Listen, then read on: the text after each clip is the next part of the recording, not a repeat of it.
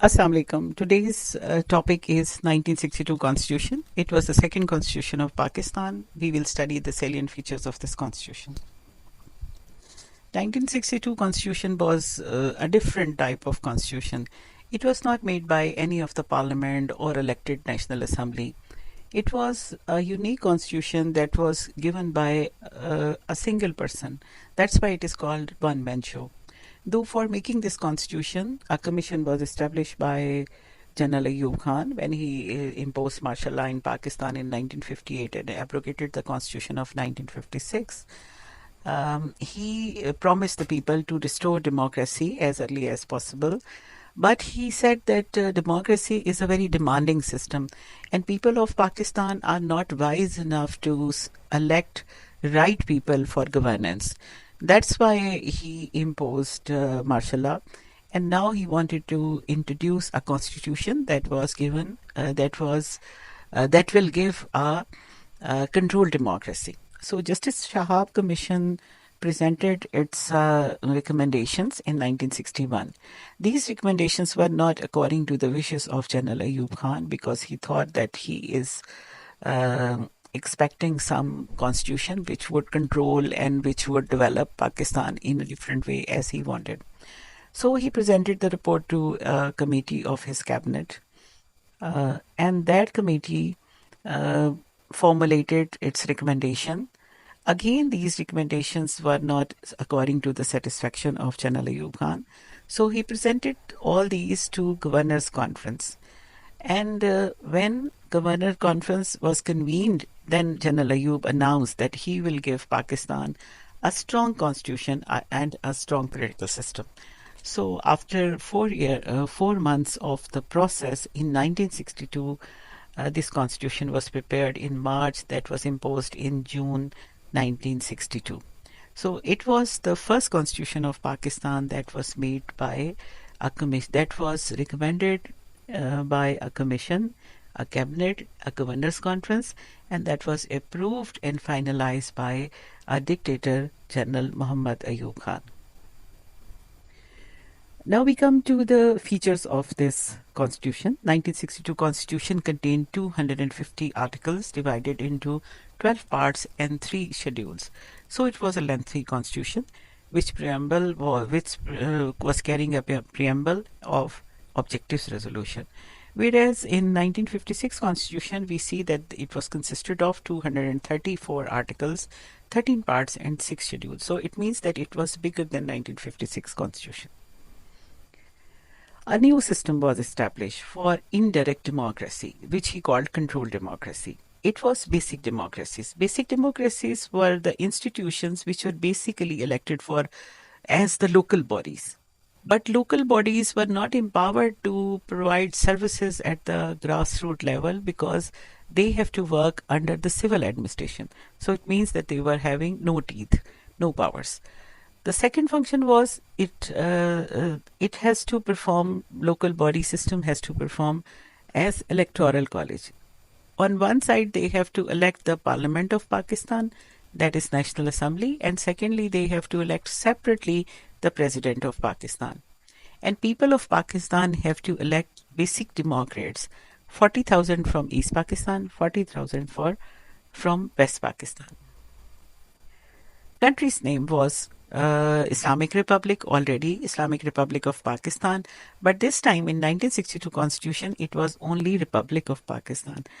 And as a protest by the people compelled President Ayub Khan to change this name and restore the old name of Pakistan that was given under the constitution of 1956, the Islamic Republic of Pakistan. It was a rigid constitution because it required two-third majority of the parliament to be amended, and for final approval, president's approval was also required. So it was hard to amend. That's why it is called a rigid constitution. Constitution has given the system of country as a federation. It was already there in 1956 constitution. One unit was restored. Pakistan was consisted of two provinces, East Pakistan and West Pakistan, as it was given in 1956 constitution. And there were three lists. One is federal, other is provincial, and third list was concurrent list. And federal legislature can make laws for federalist and concurrentist, but at the same time it can make laws for the provincial assemblies, one on their request and secondly on their own when they consider that defense, security, economy and law and order situation is threatened. So constitution provided for a federal system with the principle of parity. It means that East and West Pakistan were given equal representation, which was a compromise in 1956 constitution as well. And there were two separate provincial governments, one in East Pakistan and other in West Pakistan, and power distribution was given in constitution. The constitution provided presidential system of government in Pakistan, and it was the first time. Presidential system provided a form of government under which president was to be elected indirectly from a panel of not more than 3 candidates by an electoral college. And I just mentioned that electoral college was basic democracies, and the councillors of basic democracies, 80,000 in total from East and West Pakistan, have to elect president for a term of 5 years. And president should be a Muslim, not less than 35 years of age. He also should qualify for the election of National Assembly. And president has to be head of the state and chief executive of Pakistan both. The legislature functioned independently of the executive and could not be dissolved by the executive or the president. The legislature was the supreme lawmaking body of the country, and no proposal of law can become a law without the voting of this body. It was unicameral and based on principle of parity. Total membership of National Assembly was 156, one half of whom were to be elected from East Pakistan, another half from West Pakistan. Three seats reserved for women from each province. The term of this assembly was 3 years. Powers of National Assembly. The National Assembly was exclusively empowered to legislate for the central subject. However, it could legislate on matters falling under provincial jurisdiction. जो जैसे मैंने आपको भी बताया कि जहाँ पे law and order का, डिफेंस का, इकोनॉमी का या लॉ एंड ऑर्डर कोलैप्स का इशू होता तो वहाँ पे सेंट्रल सब्जेक्ट के अलावा सेंट्रल असेंबली प्रोविंशियल सब्जेक्ट के ऊपर भी अपनी जुरिस्डिक्शन इस्तेमाल कर सकती थी, दो इट वाज नॉट एप्रिशिएटेड. फिर ये कि जो टैक्सेशन है, it was also the power to impose taxes was also with the central legislature, though these taxes were to be distributed to the provinces as well according to the procedure given in the constitution. Now we come to the president. President was elected independently, as we just discussed, by the BDs, and he was having its own mandate. And he has to perform all the executive functions of the government, or he would hold office for a fixed term of 5 years, and he could not be removed from his office ordinarily. But there was a process of impeachment introduced in the constitution, but it was too hard to impeach a president because it needed 3/4 majority in the legislature. So like American president, this office was quite secure. Now we come to the powers of the president. He was chief head of the state, he was chief executive and head of the administration.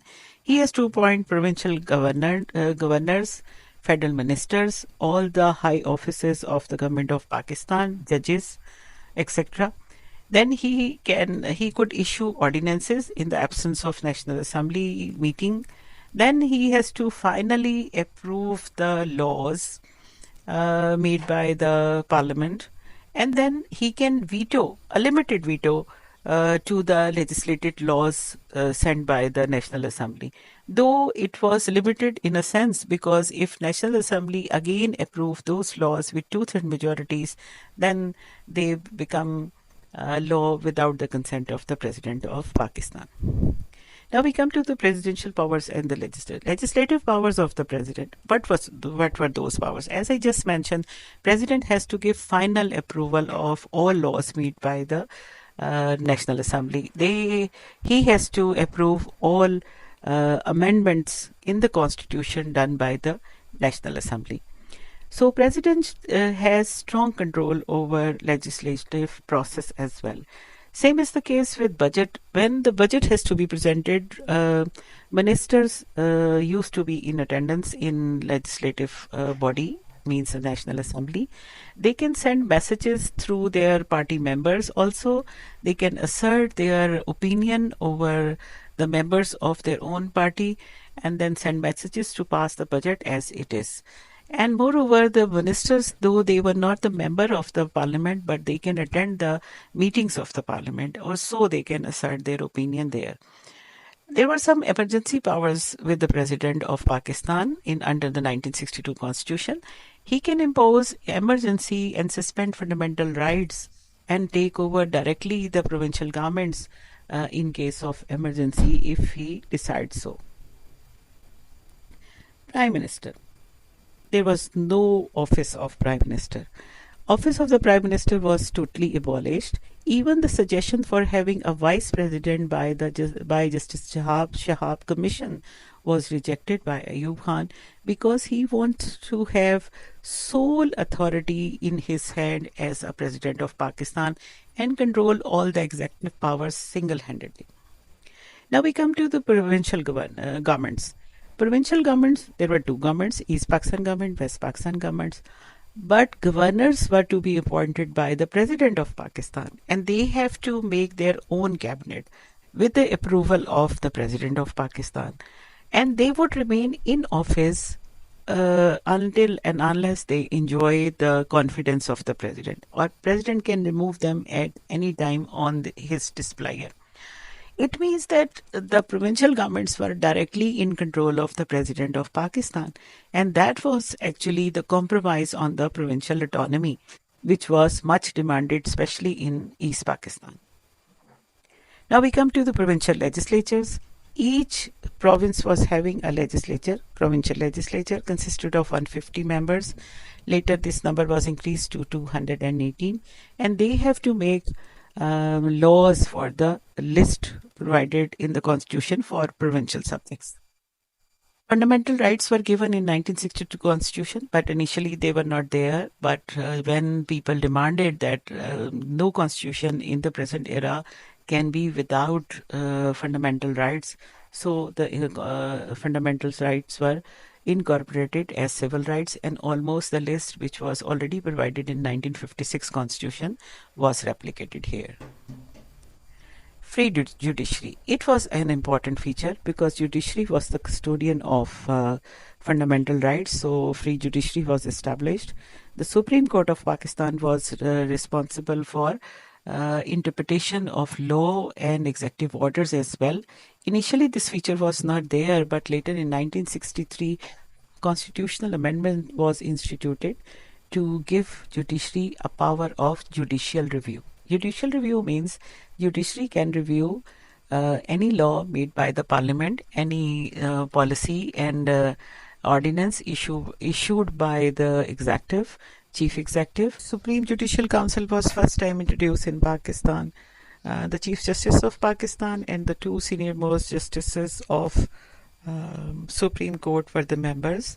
They have to review the cases of judges. If they found guilty, they can be recommended to remove to the President of Pakistan. So it means that it was a good practice that President should be helped to investigate the cases against the judges.